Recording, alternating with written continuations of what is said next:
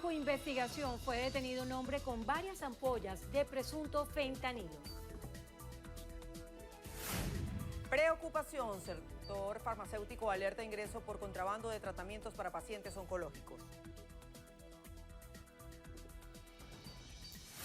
Reforzamiento preventivo. Academia Nacional de Medicina sugiere ampliar campañas de vacunación contra el sarampión para evitar nuevos brotes. A preparar el bolsillo, transportistas solicitarán aumento del pasaje los primeros días de diciembre. Por voluntad propia, Perú contabiliza que más de 5.000 extranjeros han abandonado su territorio. Por año y medio, Daniel Noboa asumirá presidencia de Ecuador para completar periodo interrumpido por el mandatario saliente del país, Guillermo Lasso. Asalto a la cima. Lara aprovechó el resbalón de los Leones y toma la punta de la pelota criolla. También evadió el pago de impuestos. Gerard Piqué en la mira de la Hacienda española.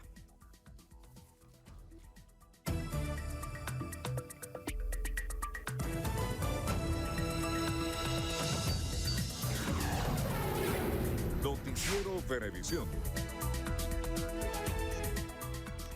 Hola, ¿qué tal? Bienvenidos a la emisión meridiana de Noticiero Venevisión. Andrina. Muy buenas tardes, Milagros. Buenas tardes, Venezuela. Estamos listos en nombre de todo nuestro equipo para revisar las informaciones más destacadas y comenzamos a hacerlo de inmediato.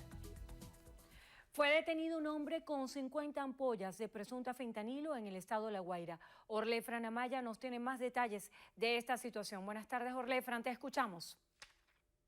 Sí, gracias por este contacto que establecemos a esta hora desde el litoral central. Y es que precisamente este detenido fue identificado como Derwin Eusebio Cortés Manrique, de 38 años, quien fue aprehendido por funcionarios de seguridad ciudadana en el sector barrio aeropuerto de la parroquia Urimare, con 50 ampollas del presunto fentanilo. Según el parte policial, Cortés tenía un bolso tipo cartuchera con los frascos de ampollas de 0,05 miligramos. El procedimiento quedó a la orden del Ministerio Público. En la región también fue aprehendido Andy Manuel Rivero el pasado 11 de octubre por funcionarios de la Policía Nacional Bolivariana tras incautarle 9 frascos de presunto fentanilo, esto ocurrido en la parroquia Catialamar, por lo que el Tribunal Primero de Control del Circuito Judicial Penal de La Guaira dictó medida cautelar privativa de libertad hacia el Rodeo 3. Con esta información nosotros retornamos nuevamente a los estudios allá en Caracas. La Cámara de Industria Farmacéutica CIFAR alerta que algunos tratamientos para pacientes oncológicos entran al país por contrabando. El presidente de CIFAR, Tito Blanco, advirtió que medicinas para el cáncer de mama, cáncer de colon, suero antiofídico, el mentol, Davis y un jarabe fueron ingresados por la frontera entre Colombia y Venezuela sin verificación de calidad. López afirmó que en conjunto con la Contraloría Sanitaria, el Instituto Nacional de Higiene y la Comisión de Delitos contra la Salud del CICPC se han detenido a tiempo los casos que se han presentado. La Academia Nacional de Medicina sugiere ampliar las campañas de vacunación contra el sarampión ante el riesgo de un nuevo brote en Venezuela. El expresidente de la Academia, Enrique López, resaltó que a pesar de que Venezuela fue declarada como territorio libre de sarampión, se deben mantener y reforzar en todo el país las campañas de vacunación para las personas susceptibles. En este sentido, López advirtió que las coberturas de vacunas contra esta enfermedad no alcanzan más del 95%. Después de permanecer varias horas en el aeropuerto Jorge Chávez de Lima, por no poder abastecer gasolina, el avión que trasladaba a la selección Vinotinto aterrizó en Venezuela. Los jugadores de la Vinotinto fueron recibidos por cientos de fanáticos en el aeropuerto internacional Simón Bolívar de Maiquetía, donde expresaron sentirse contentos por el resultado, a pesar de lo que vivieron en Perú.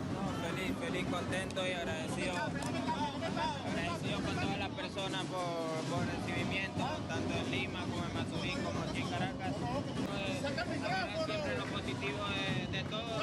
Sabemos que es una vergüenza para nosotros todo esto lo que pasó, pero bueno, estamos felices y contentos por todo lo que hemos logrado. El presidente de la Federación Venezolana de Fútbol, Jorge Jiménez, confirmó que realizarán la denuncia por los atropellos de las autoridades peruanas ante la FIFA. Nosotros vamos a ir a las instancias pertinentes, FIFA y Conmebol, a donde hemos puesto los reclamos y esperamos que nos den respuesta rápido porque es inadmisible lo que pasó allá. Ya lo traemos al punto, que es importante también, y nos metemos en cuarto lugar. Por su parte, el ministro de Deporte, Melvin Maldonado, informó que ya se hicieron los reclamos formales por los actos de xenofobia y racismo que no son nada compatibles con el deporte y mucho menos con el fútbol. Desde el Litoral Central, Orlé Franamaya, Noticiero Venevisión. Nicolás Maduro, presidente de la República, condenó los ataques y agresiones que sufrió el equipo de fútbol de la Vinotinto en Perú. El jefe del Estado le recordó a quienes atacan a los venezolanos que Perú le debe la independencia al libertador Simón Bolívar y a Sucre. Xenofobia de esa oligarquía racista de Perú ha arremetido contra nuestra noble selección nacional de fútbol, la Vinotinto. Venezuela ha alzado su voz para protestar la xenofobia, la violencia, la agresión contra la Vinotinto venezolana. Señales de lo que han sido allá en Perú esa oligarquía. Son capaces de agredir en un noble juego de fútbol, donde le dimos una lección de calidad de fútbol, los empatamos y ellos andan en el fondo y nosotros vamos de cuarto lugar, envidioso, mezquino, malvado. Y además arremetiendo contra los nobles venezolanos y venezolanas que viven allá y que lo que hacen es trabajar sobreexplotados.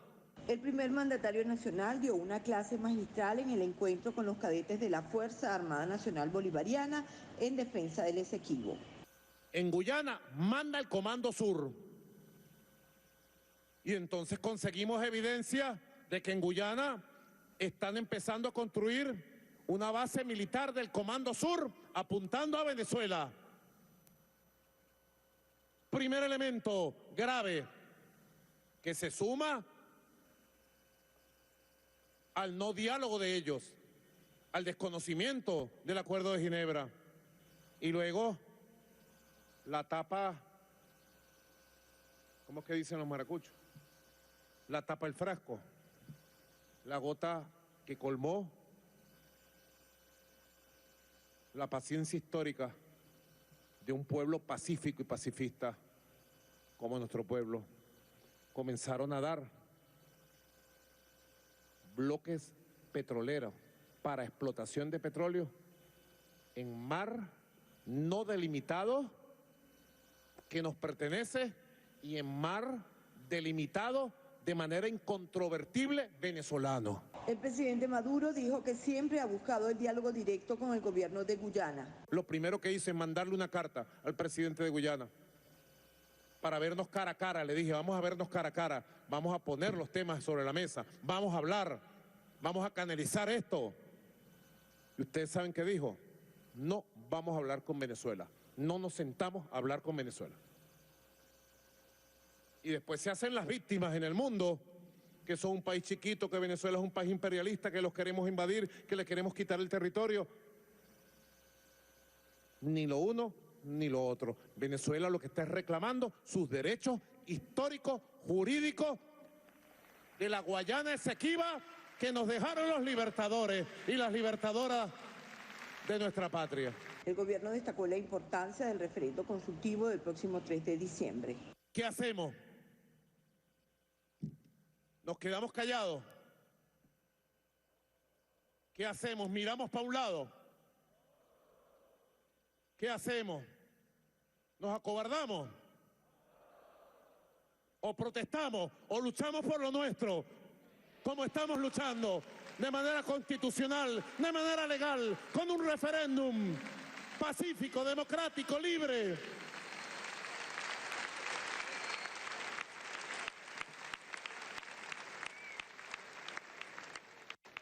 Y es lo que hemos hecho.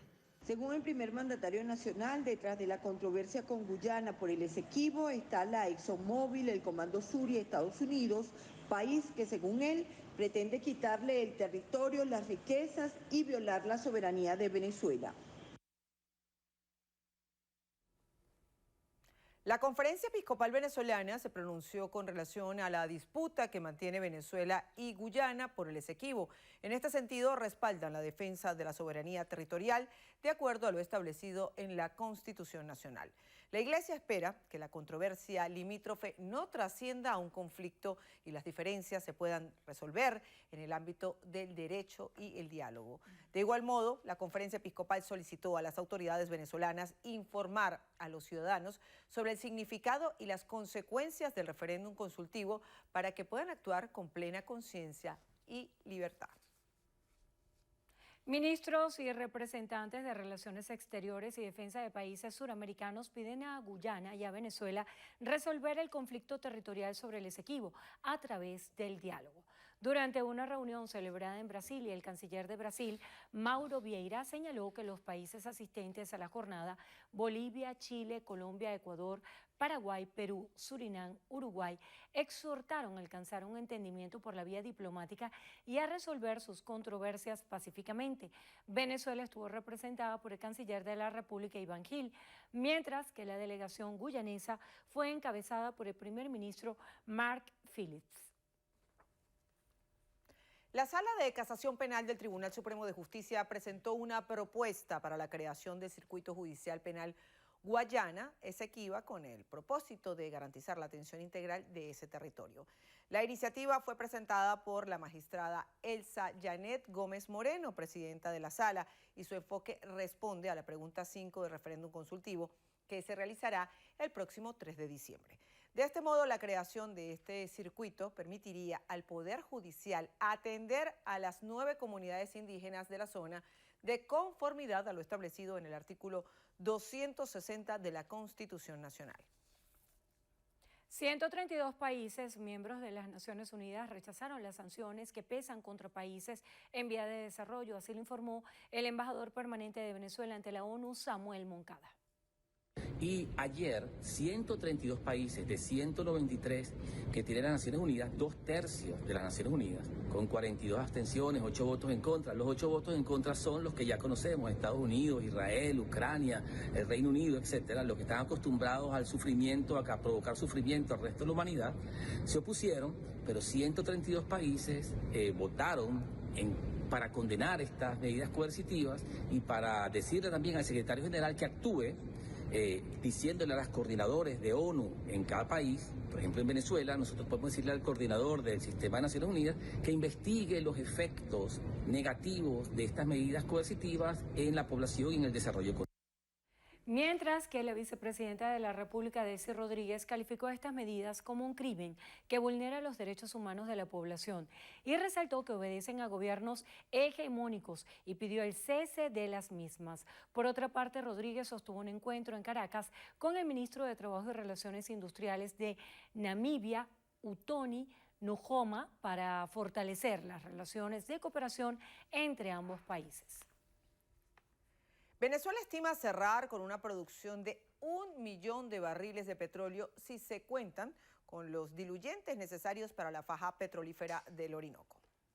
La producción de crudo, que ha tenido una ligera recuperación por la flexibilización de sanciones petroleras, se ubica en 850.000 barriles por día con 5.000 pozos activos, donde la norteamericana Chevron ha tenido amplia participación, según Eric Pérez, viceministro de Hidrocarburos de la cartera de petróleo. Chevron ha sido un aliado estratégico nuestro y desde la firma del convenio con Chevron en diciembre del año 2022 se han ido reactivando progresivamente los campos, las empresas mixtas que tenemos con ellos. Con ellos tenemos 4 empresas mixtas. Durante el foro del potencial a la producción, Luis González, vicepresidente de Gas de PDVSA, destacó la alianza conjunta para la producción de gas en Campo Dragón, ubicado en costa afuera del territorio nacional para la estabilidad energética de la región.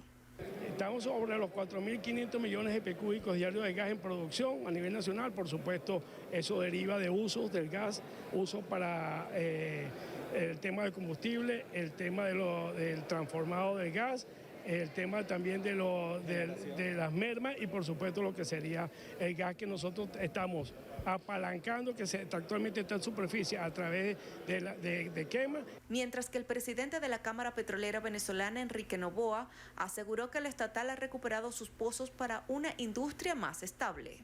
Notamos en PDVSA una actitud seria hacia la planificación, hacia la priorización de proyectos y nosotros en ese sentido lo que estamos en la disposición de alinearnos y de generar diferentes dinámicas para que el sector privado, la participación nacional, esté de la mano de esos planes de desarrollo. En el encuentro, los representantes coincidieron que el plazo de 6 meses de flexibilización de las sanciones de Estados Unidos contra Venezuela es insuficiente para la reactivación óptima de la industria petrolera venezolana, porque hay otras empresas, además de Chevron, esta norteamericana y unas europeas, interesadas en invertir en el territorio nacional. Diana Vázquez, Noticiero Venevisión. Transportistas de Caracas solicitarán el aumento del pasaje para los primeros días de diciembre. Proponen a las autoridades nacionales que la tarifa sea de 15 bolívares. Complicado, muy apretado, pues dice. Y diciembre, que está los aguinaldos, los regalos, los niños y todo eso. Sorprendidos quedaban los usuarios cuando les consultamos qué opinaban sobre esta propuesta de los transportistas de ajustar el actual costo del pasaje, aunque señalaron que entienden la realidad del gremio. Indicaron que su presupuesto mensual se vería seriamente afectado con este nuevo ajuste. Es complicado para ambos porque ellos se alimentan con ellos, con ese dinero, y a nosotros no nos están aumentando el sueldo todos los días, entonces está difícil como escoger, como no puedo ser egoísta y decir, es muy caro, y ellos tampoco pueden. Y es todos los días, o sea, es un gasto súper, porque tengo que gastar en la universidad, tengo que gastar en el pasaje, en la comida, en todo. Uno tiene que sacrificar algunas cosas para poder estudiar. Y como me dijo un chofer, eran como las 8 de la noche, imagínate tú. Entonces yo le di los 5 bolívares. Me dijo que eran 15, me dijo él. Yo le dije, no, yo soy tercera edad. Me dijo, así sea quinta edad, tienen que pagar 15. Por su parte, transportistas señalaron que como mínimo el ajuste debe estar entre el 0,40 y 0,50 centavos de dólar para mantener en óptimas condiciones las unidades. Sabemos la realidad país, que no le han hecho un ajuste salarial a los usuarios y que son los que pagan el servicio del transporte. Entre los 600, 1.000, 1.200 dólares, lo que es la revisión de lo que es el cambio de fluidos, por ejemplo, el tema de lo que es el sistema de frenos también se debe revisar periódicamente. Muchas veces se salta lo que es el cambio del aceite por eso, porque a veces los recursos no son suficientes. Es importante destacar que se aplica mucho tiempo para la obtención del combustible y eso hace que mermen los ingresos. Los transportistas señalan que es importante que las autoridades nacionales apliquen un bono único de transporte a los usuarios, mientras que los ciudadanos coinciden en la necesidad de que se revisen las políticas salariales en el país para el próximo año 2024. Desde Chacaito, en Caracas, a Andrés Díaz Hernández, Noticiero Venevisión. El sistema de gestión de riesgo del Estado Lara extenderá hasta los límites con el Estado Yaracuy la búsqueda del niño de 8 años que fue arrastrado por la quebrada La Ruesga en Barquisimeto. Han transcurrido más de 60 horas desde la desaparición del menor, quien fue arrastrado por la corriente de la mencionada quebrada cuando jugaba bajo la lluvia en un buco ubicado en la calle 1 de Barrio Unión, durante las fuertes precipitaciones registradas la tarde del pasado lunes 20 de noviembre. El director de Protección Civil y Administración de Desastres, Luis Mujica, señaló que han utilizado drones y brigada canina para agilizar la búsqueda. Resaltó además que a estas labores labores se han sumado los familiares y vecinos, quienes con el uso de linternas y cualquier tipo de herramienta han recorrido la quebrada hasta altas horas de la noche sin descanso. Asimismo, el funcionario precisó que extenderán la búsqueda del infante hasta los límites con el estado Yaracuy y en caso de no encontrarlo, retornarán nuevamente para rastrear la zona. Además, solicitarán apoyo al cuerpo de rescate de esa región para que se sume al operativo. Los habitantes de diferentes comunidades esperan que no llueva debido a que esto aumentaría el caudal y retrasaría las labores de rescate. El sistema de gestión de riesgos se mantendrá desplegado en el punto y círculo para dar con el paradero del menor. Desde el estado Lara, en alianza con Latina TV, Génesis Colmenares, de Noticiero Venevisión. Las autoridades peruanas afirman que continúa la salida de migrantes de su país. El Frente Policial de la ciudad de Tumbes indicó que un total de 5.250 extranjeros, en su mayor parte venezolanos, optaron por salir voluntariamente de la nación luego de que se implementaran limitaciones migratorias por parte del gobierno. Autoridades fronterizas informaron el martes que el incremento de salidas de extranjeros ocurre tras cumplirse el plazo máximo para tramitar el permiso temporal de permanencia en el país, sumado a otras acciones gubernamentales dispuestas para combatir la delincuencia e informalidad de los migrantes en la nación sudamericana.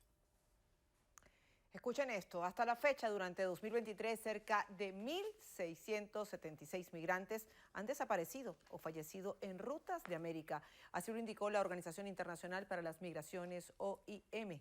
Según estadísticas del proyecto Migrantes Desaparecidos de la organización, esta cifra está todavía por debajo de los 1.457 registrados en 2022, al contrario de lo que sucede con los migrantes muertos y desaparecidos en el paso mediterráneo, donde se han reportado 2.480 hasta la fecha.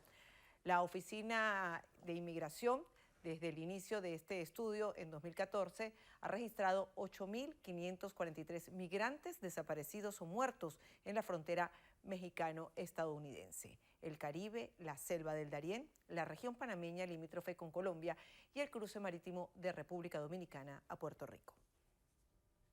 Nos trasladamos a Ecuador, donde se está desarrollando la ceremonia de investidura del presidente electo Daniel Noboa, quien asumirá un corto mandato de apenas año y medio para completar el periodo interrumpido por el mandatario saliente Guillermo Lasso.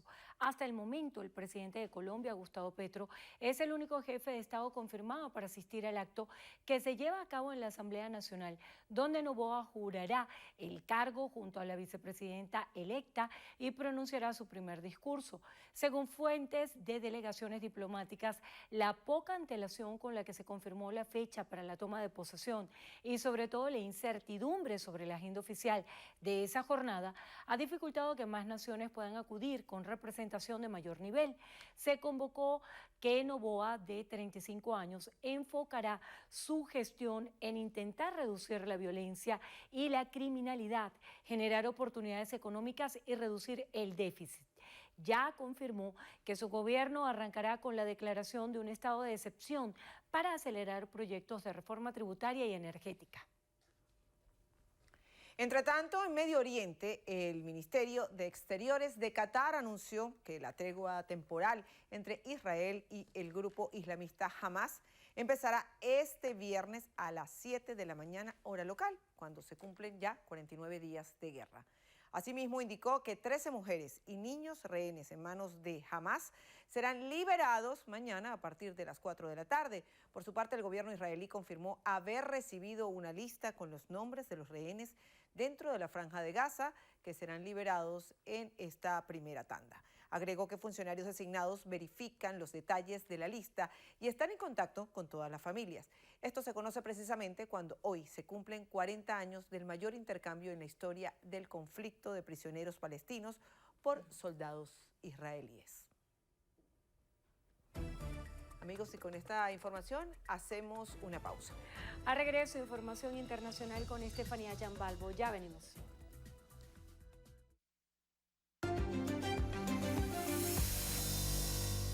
¿Apoya usted el Acuerdo de Ginebra de 1966 como el único instrumento jurídico válido para alcanzar una solución práctica y satisfactoria para Venezuela y Guyana en torno a la controversia sobre el territorio de la Guayana Esequiba? ¿Tienes que pagar el taxi, el mercado o tu delivery? Hazlo con Pagomóvil BDB a cualquier hora del día, desde donde estés, disponible 24/7. Para el Banco de Venezuela, el mayor valor eres tú.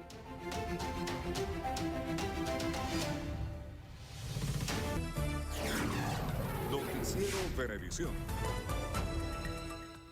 Dirigentes juveniles de Acción Democrática exigieron al gobierno de Perú respeto para los migrantes venezolanos por las acciones de xenofobia en contra de los connacionales en el reciente partido de fútbol entre la selección venezolana y la de ese país. Euclides Sotillo nos tiene el reporte. Adelante, buenas tardes, Euclides, te escuchamos.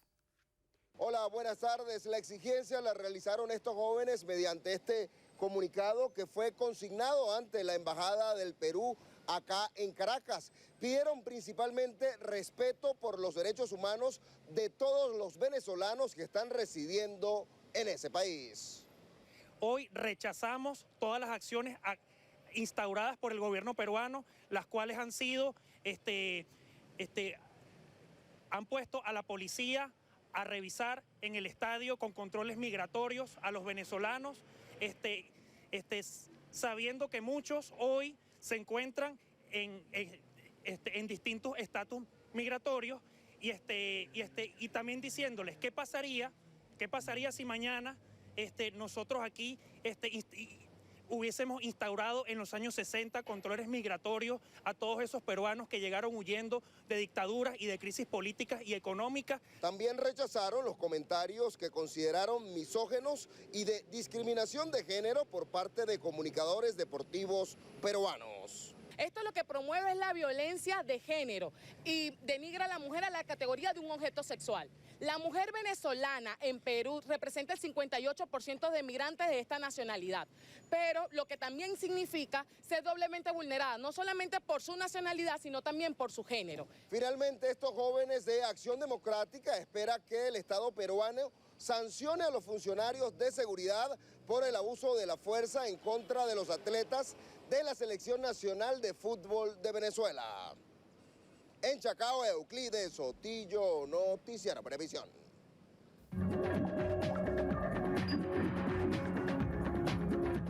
Cuando son las 12:32 del mediodía, comenzamos a revisar la información internacional en lo que pasa en el mundo. Iniciamos con la Organización Mundial de la Salud, que anunció que ha solicitado a las autoridades de China información detallada sobre el reciente incremento en casos de enfermedades respiratorias y de brotes de neumonía infantil. A la espera de mayores datos, la OMS emitió recomendaciones preventivas para el país asiático a fin de reducir los contagios, como el uso de mascarillas, quedarse en casa y el lavado de manos. Las autoridades sanitarias chinas informaron de un aumento de incidencia de esas enfermedades, algo que atribuyeron al levantamiento de medidas preventivas contra el COVID-19. Ante esto, también pidieron reforzar la atención primaria y la coordinación entre hospitales.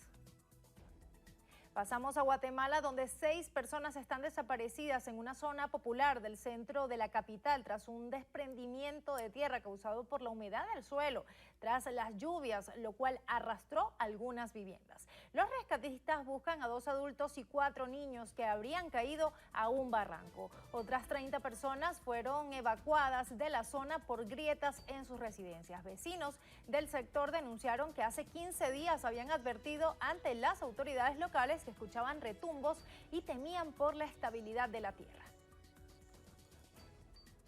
En Australia, unos 150 bomberos luchan con un incendio forestal que amenaza la ciudad de Perth. El fuego ha destruido una decena de viviendas rurales y numerosos vehículos. Las llamas comenzaron ayer en una plantación de pinos y se expandieron rápidamente a otras zonas de las afueras de la urbe. El incendio, en gran medida controlado, se vio intensificado por altas temperaturas y vientos extremadamente fuertes. Y continúa el invierno en Asia. Ante esto, en China, el Centro Meteorológico Nacional renovó las alertas por olas de frío y fuertes vientos en diferentes regiones. Se estima que hasta el sábado se experimentarán bajadas de temperaturas de hasta 10 grados, mientras al menos 10 de las 21 provincias de Mongolia han estado experimentando un clima invernal extremo.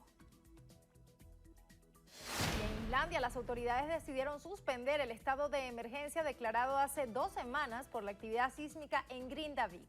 Esto al considerar que ha decrecido la probabilidad de una erupción dentro de los límites de esa localidad que ha sido evacuada. De esta forma, el nivel de alerta bajó a peligroso, lo que implica que se ampliará el número de horas en las que los residentes podrían acercarse a recoger sus pertenencias. Y en Colombia, entre 70 y 80% de los corales están amenazados por blanqueamientos, un fenómeno que se produce por el aumento de la temperatura en los mares, alertó el Ministerio de Ambiente y Desarrollo Sostenible del país. El blanqueamiento no implica la muerte del coral, pero si el aumento sigue por más tiempo, puede ocasionarla. La muerte por esa situación trae fuertes consecuencias para los arrecifes de coral, como la pérdida de diversidad de otros organismos asociados a estos ecosistemas, como por ejemplo peces, crustáceos, equinodermos y moluscos. Y en Estados Unidos, las autoridades de Nueva York descartaron que tenga móvil terrorista el choque y posterior explosión de un vehículo en un puente cercano a las cataratas del Niágara, en la frontera con Canadá. En el suceso fallecieron los 2 ocupantes del automóvil. Una de las víctimas es un residente del oeste de la entidad que probablemente estaba en los alrededores de la zona turística. La detonación se sigue investigando. En Colombia, el alto comisionado para la paz, Danilo Rueda, dejará su cargo, así lo anunció el presidente Gustavo Petro, quien encargó dirigir todos los procesos hacia la paz del país a Oti Patiño, quien es jefe negociador del gobierno con la guerrilla del Ejército de Liberación Nacional. La salida de Rueda se conoce en un momento en que el Ejecutivo tiene abiertos 2 procesos de paz, uno con el ELN y otro con el Estado Mayor Central, la mayor disidencia de las FARC. Y en Países Bajos hay sorpresa entre grandes partidos tras la victoria de la extrema derecha en las elecciones legislativas, específicamente por el partido La Libertad del líder considerado islamófobo y euroescéptico Geert Wilders. Este es el más grande del Parlamento con 37 de 150 escaños. Muchos partidos descartaron negociar con la extrema derecha, pero su número de escaños impide arrinconarla en la oposición. Y en India entró en la fase final la operación para rescatar a los 41 obreros que quedaron atrapados desde hace 12 días en un túnel en construcción al norte del país. Esto luego de que las autoridades hayan superado uno de los últimos obstáculos que los separaba de los trabajadores. Los rescatistas, recordemos, han estado en contacto con ellos desde el día del derrumbe y les han estado proporcionando alimentos y oxígeno por una estrecha tubería. En Argentina fue asaltada y robada una prima de Antonella Roccuzzo, la esposa del capitán de la selección de fútbol Lionel Messi. Se trata de Agustina Scalia, quien fue interceptada junto a una empleada del supermercado de la familia en Rosario, cuando se trasladaban en carro para depositar dinero en el banco, un equivalente a $22.443. Este es el segundo hecho de inseguridad que sufre la familia de Roccuzzo. Recordemos, en marzo pasado el comercio registró un tiroteo, así como la entrega de una amenaza para Messi. Y cerramos en Estados Unidos, donde con motivo del Día de Acción de Gracias, la tienda Macy's realizó su acostumbrado desfile de globos y carrozas, una tradición desde el año 1924. De esta forma, el evento llenó una vez más de color y música las principales calles de Nueva York, donde se esperaba una asistencia de más de 3.5 millones de personas. Se conoció que este año el evento contó con 25 globos gigantes y 31 carrozas, además de la asistencia de 8.000 artistas. Con estas imágenes cerramos nuestro recorrido internacional en lo que pasa en el mundo. Y ahora los dejamos con una nueva entrega de Vida y Salud.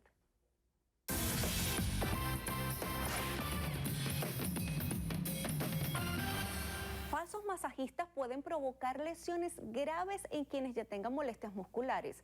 Por eso hoy en Vida y Salud alertamos que ante las venideras vacaciones decembrinas debe buscar fisioterapeutas certificados al momento de querer un masaje relajante en la playa o en el spa.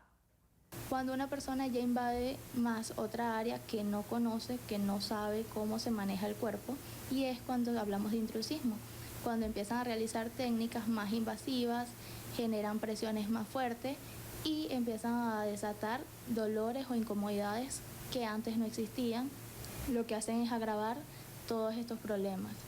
El toque de manera superficial que hacen los masajistas en las playas genera un efecto placebo que hace sentir una relajación superficial y momentánea, pero no aliviará el dolor de una lesión muscular. El masaje terapéutico va más enfocado a por qué se desencadenó ese dolor. No solo es sobar ni masajear, sino es buscar el origen de ese dolor para que ese dolor no vuelva a aparecer.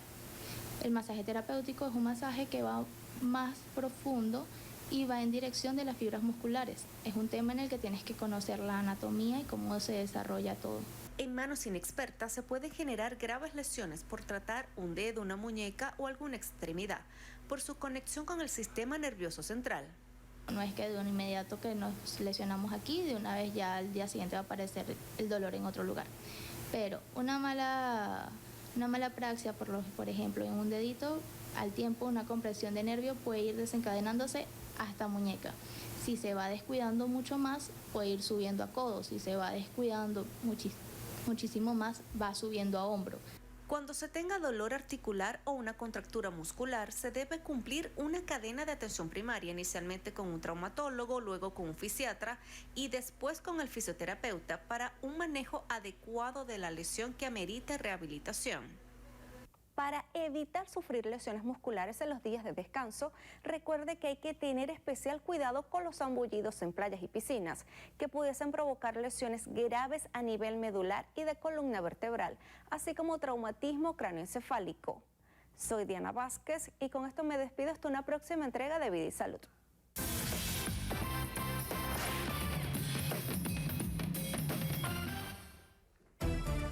Amigos, tiempo de una nueva pausa.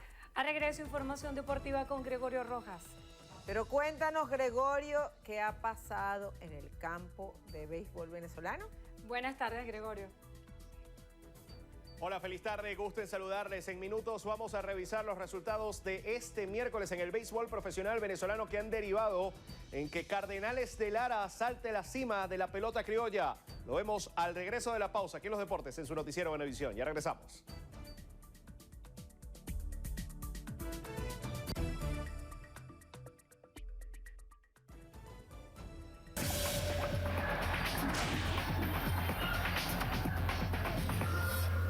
Tiempo de revisar información deportiva en su noticiero Venevisión. Gusto en saludarles.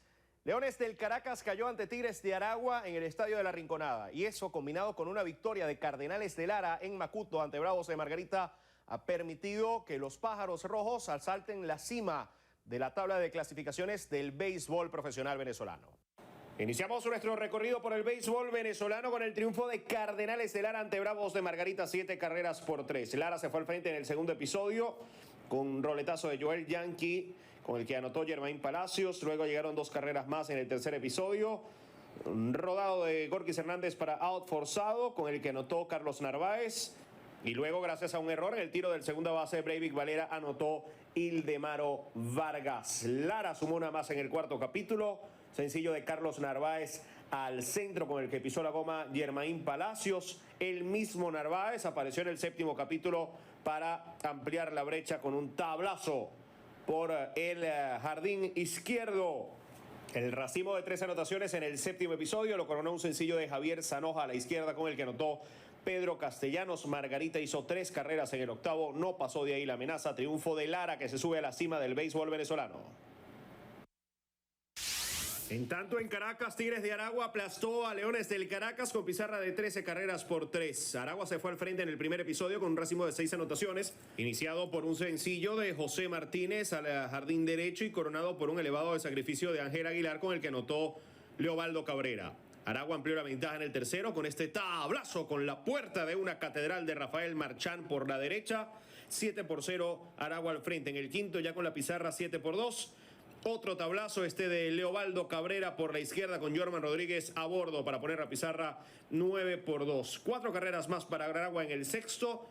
La primera de esas 4 con un sencillo de Alexia Marista al centro, con el que pisó la goma Keiber Rodríguez, y las otras 3 gracias a este tablazo con la puerta de una catedral de José Martínez por la izquierda. Caracas descontó en la parte baja de ese capítulo con un sencillo de Oswald Peraza con el que anotó José Rondón. No pasó de ahí. Triunfo de Tigres, 13-3 ante Leones. En otros resultados de la jornada, el equipo de Navegantes del Magallanes venció en Valencia a Águilas del Zulia con pizarra de 11 carreras por 6. La victoria fue para Nivaldo Rodríguez, mientras que el revés se lo apuntó Jefferson Medina. En tanto, Tiburones de La Guaira barrió en Puerto La Cruz a Caribes de Anzoátegui en el doble juego de este día miércoles, 8-4 el primer juego, 9-1 el segundo compromiso. Cardenales de Lara, como ya decía, es el líder del béisbol profesional venezolano.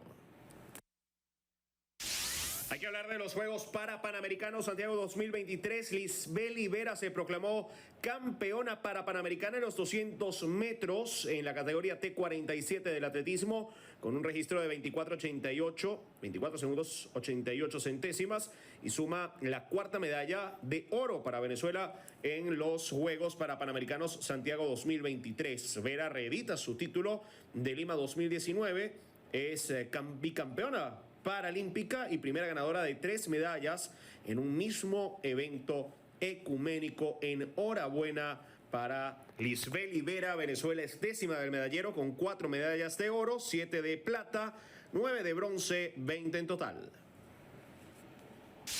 En tanto, los Mavericks de Dallas por poco no dejaron perder una ventaja de 20 puntos en el cuarto.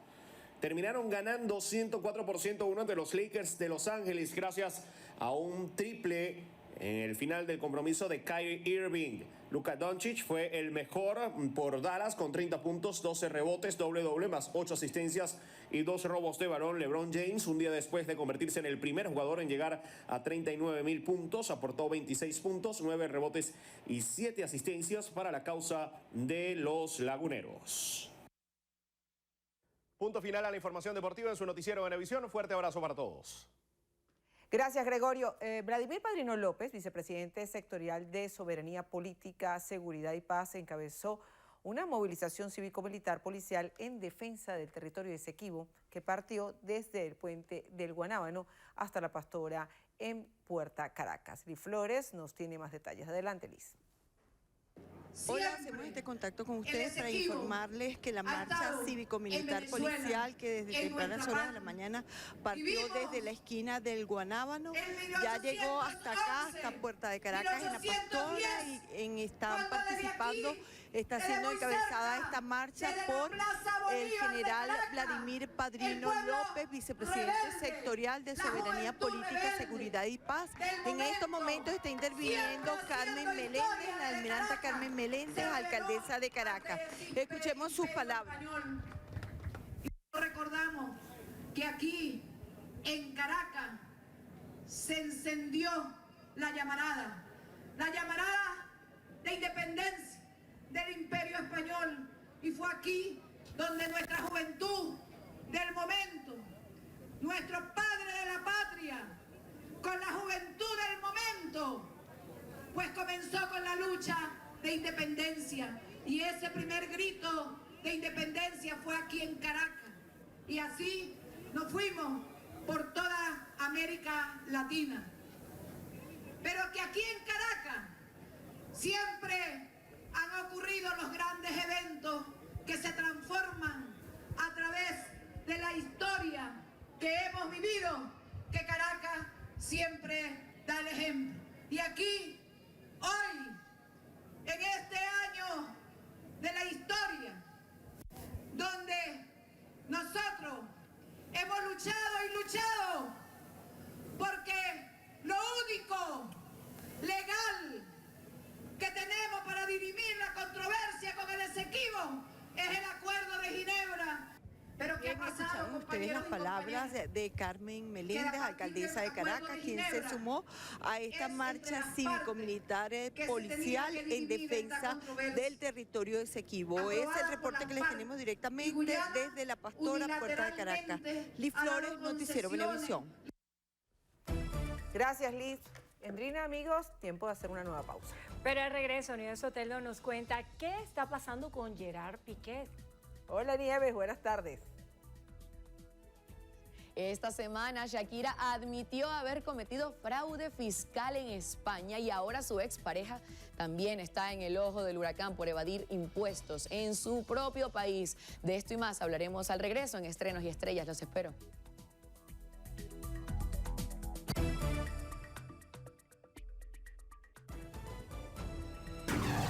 Noticiero Venevisión. 12 del mediodía con 58 minutos. A esta hora, el fiscal general de la República, Tarek William Saab, ofrece un balance sobre la investigación de la muerte del rapero venezolano Canserbero. 20 de marzo del año 2015 aparece esta noticia. Defensor del pueblo, allí dice, lo estamos viendo, Defensor del pueblo recomienda exhumar a Canserbero. Increíblemente esto jamás se hizo. Hubo absoluta negligencia del Ministerio Público de la época, quien tiene la cualidad obviamente de impulsar esta línea de investigación y esta diligencia. Quiero asimismo referir que para el mismo mes de marzo del año 2015 recibimos esa negativa por parte del fiscal que llevaba el caso de tramitar las solicitudes correspondientes para proceder a la exhumación de Canserbero.